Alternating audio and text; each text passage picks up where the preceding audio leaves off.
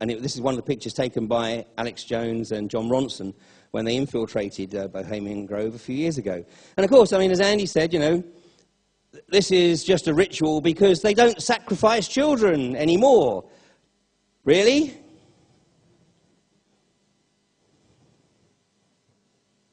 We just do it differently. Why do you think Tony Blair has never yet sanctified the name of any fallen British soldier in Parliament?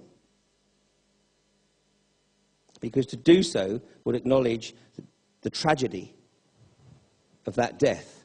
But this is just sacrifice. And it will continue until such time as, you know, they really run out of troops. Which, by the way, slight aside, is why there are big moves in the US to unite Canada, the US and Mexico and establish the North American Union. One, because the dollar's tanking and going in the toilet. Great opportunity to wipe out the $10 trillion American debt, because if the dollar's worth nothing, 10 trillion nothings is not a great deal. So great way to wipe out the debt. But, and they'll introduce the Amero. The Amero. But there's a much deeper objective than just that. The objective is to bring Mexico into the Union so that the US military can bring the Mexicans into the US Army. And of course, what will happen is, you know, with the US, like the UK, with a falling birth rate, then the Mexican, with a rising birth rate, being a staunchly Catholic country, they will have another ready resource. I mean, Britain's done it before with the Gurkhas and with the Fijians on a smaller scale. Here is the opportunity for the US to tap into potentially an unlimited source of cannon fodder. 9/11. Wonderful theatre, absolutely wonderful theatre. But it still fooled the vast majority of the world. All we can ask, those people who have been part of the 9/11 Truth Movement for a number of years and those people who can continue to come into the 9/11 Truth Movement, all we can do is try to continue to point out that the physical evidence that is in the public domain does not in any way, shape or form support the official version of events. And to get people to take a look at it for themselves and come to their own conclusion. But it was the unique opportunity, obviously, for PNAC, the Project for New American Century, to launch their objective of attacking Afghanistan and Iraq. And of course, we know that these plans were drawn up a long time before 9/11.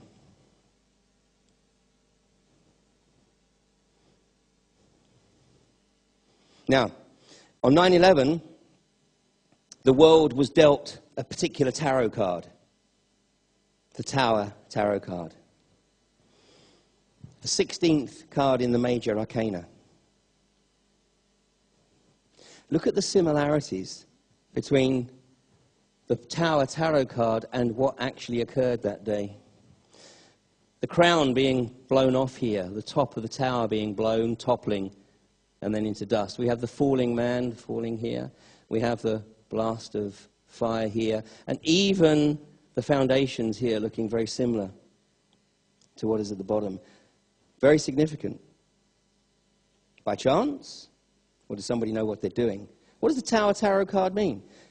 If somebody draws the Tower Tarot card, it indicates that they're about to go through a very, very dramatic change in their life experience. It's the sort of card that somebody would draw, you know, when they're about to go through a sort of major upheaval in their marriage or their work environment, or, you know, perhaps about to go through the proverbial midlife crisis, which of course is the midlife opportunity reality, but still demonized as the midlife crisis.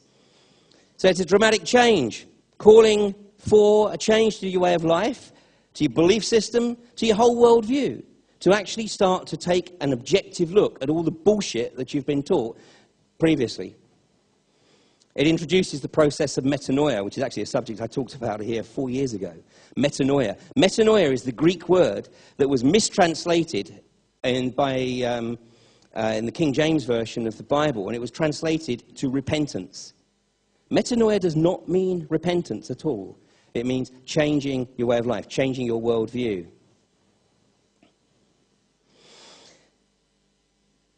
In July of 2005, the 6th of July, London was awarded the Olympics. The day before a very significant event.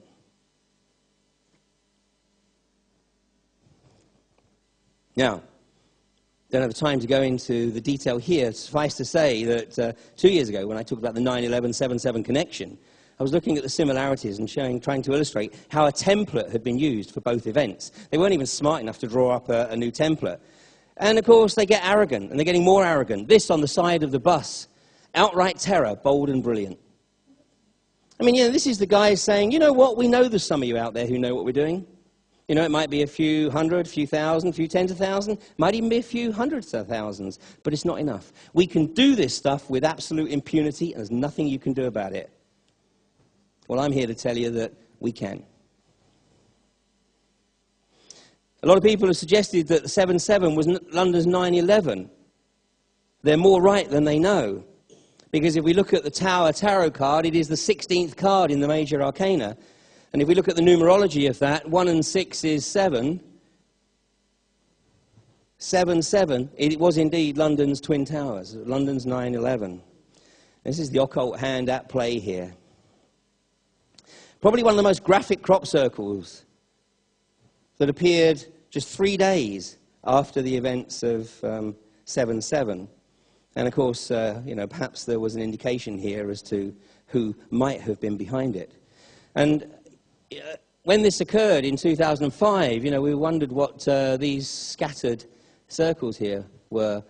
But of course, a year later, exactly 1 year later, the Israeli government was dropping cluster bombs on Lebanon. So, was this perhaps advance warning of what was to come?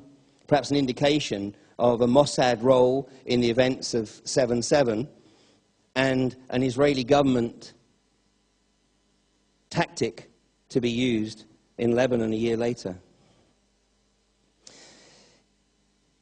The Zionists of Israel, looking for their new Jerusalem, and I'm not talking about the Jewish people here, because not all Zionists are Jewish. But this is the Zionist flag. Of course, it is also the flag of the State of Israel. It is one of only 2 flags in the world that clearly states the territorial objectives of the political regime. And by the way, have you ever wondered why these are the same basic colors? Yeah? This is Zionism. This is the Penguin English Dictionary definition of Zionism, a political and military movement which established the independent state of Israel. The flag with the 2 blue bars was to state that the desire was to establish the greater Israel, i.e. between the 2 rivers of the Nile and the Euphrates. Funnily enough, there's a few other countries that have something to say about that. Just a quick reference here to the Balfour Treaty, because one of the major points of the Balfour Treaty is only 117 words, and this was, of course, Britain's commitment to do everything it could to help the international Zionists establish Israel as a Jewish homeland. But part of it said, it being clearly understood that nothing shall be done which may prejudice civil and religious rights of existing non-Jewish communities in Palestine, or the rights and political status enjoyed by Jews in any other country. Well, somehow, they don't seem to have honoured that part of the obligation. This is the West Bank. This is now the ghettos, the concentration camps that have been established by the Israeli government to keep the Palestinians there under control. Isn't it ironic that the Israeli government should be building these mass concentration camps? And of course, they're keeping the Palestinians from any access to fresh water. And as Paulden was saying, I share his opinion that the vast majority of people in the Middle East do not want this conflict to continue. I do believe that the vast majority of Arab peoples in the Middle East are quite ready to accept that there will be a permanent Jewish homeland in the Middle East. What they're not prepared to accept is the behavior of the Israeli government. And this is absurd. It's also obscene.